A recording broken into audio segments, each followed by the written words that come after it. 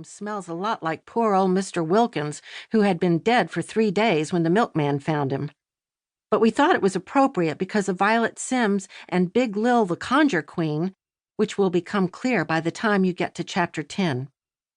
If you're interested in voodoo and too shy to pay a visit to Big Lil, drop in and have a talk with Aunt Hetty Little, who isn't shy at all, especially when it comes to conjuring and conjure folk and root work and such.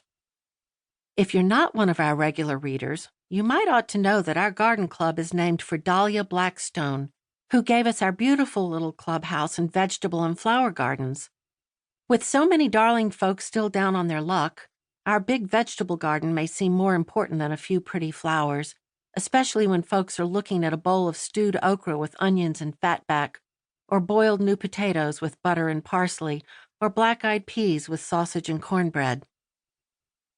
But while a vegetable garden feeds the body, pretty flowers, Voodoo Lily excluded, are a balm for the spirit.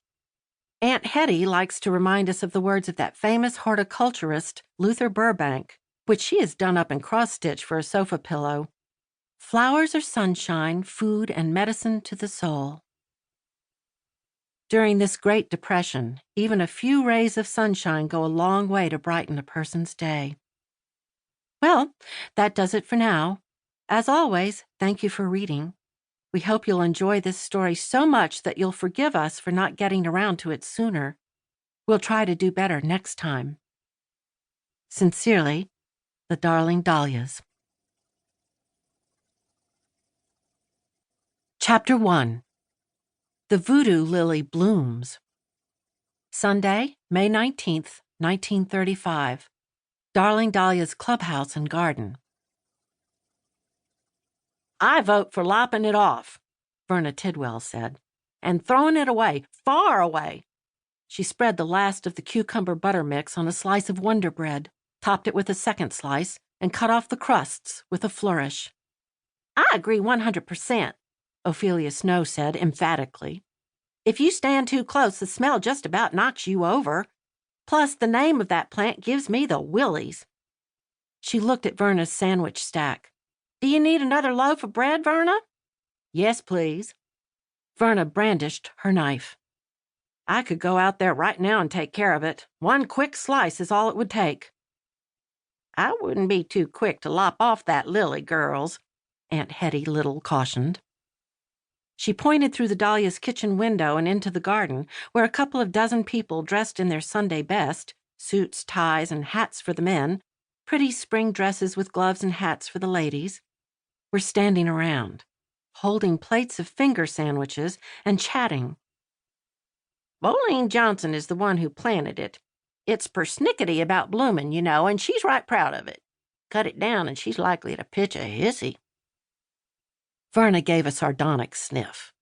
But Ophelia knew from personal experience that Voleen Johnson was not to be trifled with.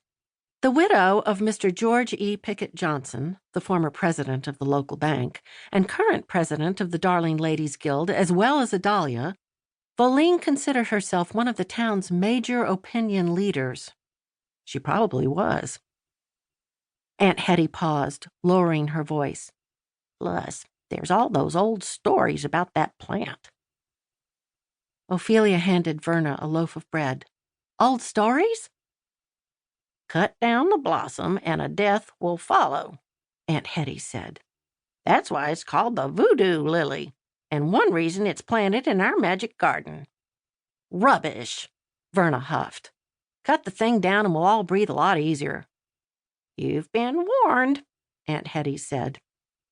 She added Verna's cucumber triangles to the sandwich plate she was assembling. As chair of the refreshment committee for today's event, she was in charge. "Ophelia, do you have any more of that curried egg salad? We could use a few more of those squares you were making." "I do," Ophelia said, opening the container of egg salad she'd brought from home.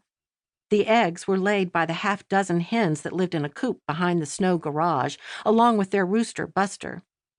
Business was slow as molasses at the farm supply these days, which meant that Opie wasn't always able to put beef or pork on the supper table.